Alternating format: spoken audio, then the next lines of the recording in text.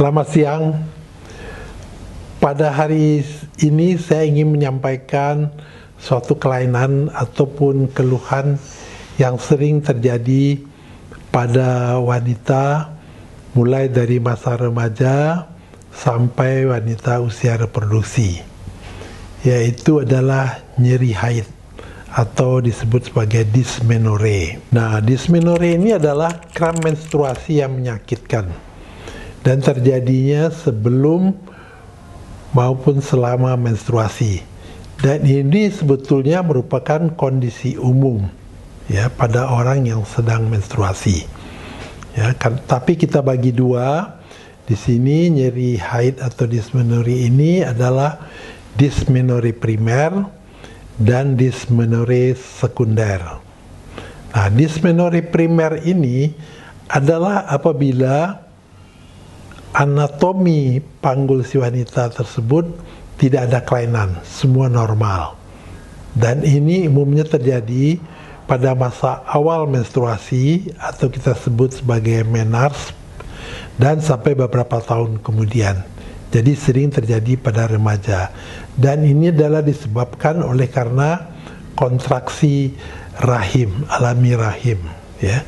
Jadi ini sering biasanya nyeri perut bagian bawah, kemudian menjalar ke punggung belakang. Nah, yang kedua adalah dysmenorrhea sekunder. Nah, ini adalah berhubungan dengan kondisi medis. Ya, biasanya kita temukan ada kelainan pada anatomi panggul si wanita tersebut.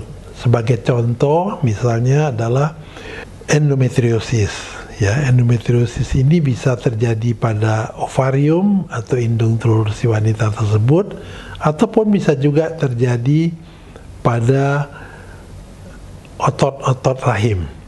Nah, apabila terjadi pada ovarium atau indung telur, maka sering kita sebut sebagai kista ovarium. Nah, apabila terjadi pada dinding otot rahim, maka kita sebut sebagai adenomyosis, ataupun kadang-kadang berbentuk mioma atau fibroid, ya. Nah, apa saja gejala-gejalanya? Ya, biasanya adalah nyeri hebat, ya, di perut bagian bawah, kemudian menjalar bisa ke panggul atau punggung bagian bawah, bahkan sampai ke paha. Bahkan pada yang lebih berat lagi terjadi mual, kemudian muntah, bahkan diare atau mencret, dan biasanya diikuti oleh kelelahan dari wanita tersebut. Inilah umumnya gejala-gejala yang paling sering. Nah, tentu menjadi pertanyaan bagaimana kira-kira mengatasi nyeri haid ini. Nah, kita bicara dulu untuk dysmenorrhea primer atau nyeri haid primer. Biasanya kita mulai dari hal-hal yang paling ringan dulu. Pertama adalah pola hidup sehat. Gaya hidup sehat, misalnya olahraga, ya, kemudian makanan yang sehat, dan kemudian mencoba menghilangi stres kalau ada stres.